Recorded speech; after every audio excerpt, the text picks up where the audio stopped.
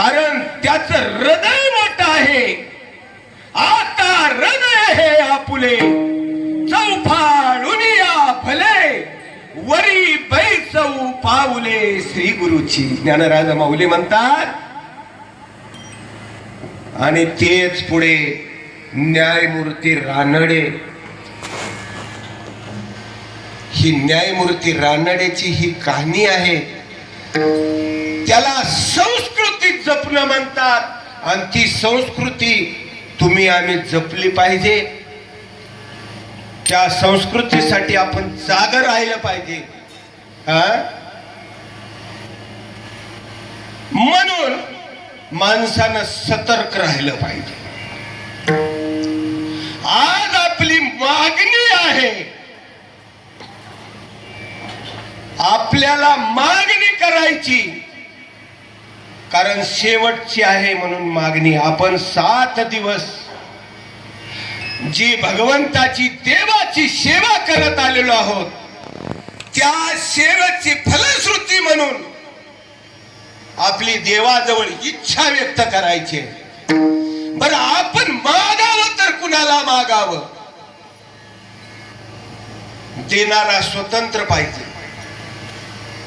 त्याच्याकडे देण्याची शक्ती पाहिजे.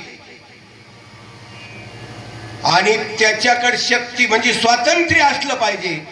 आणि स्वातंत्र्य असूनही चालणार नाही, त्याच्याकडे ती मागतो ती वस्तू पाहिजे.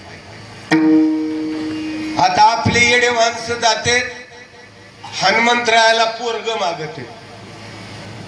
अहो, जन्मजात तो ब्रह्मचारी, तुम्हाला कुठलं पोरग देणार? ते मागताना कसं मागावं? राजाची स्वारी हत्तीवर बसून चाललेली होती. एक आंधळ होत गुलेसर, असं एक तारा लावून असं गाणं म्हणत होतं. म्हणतात ते अभंग. राजानं ऐकलं. आंधळ होत ते, आंधळ बी होत आणि पांगळ बी होत, पण हात सावेत होते. काय सुंदर म्हणत होत. पांगुळ झालो देवा नाही हात ना पाय, पैसलो दर्यावर रे सैराट ते जाय, खेटीता कुंभ काठ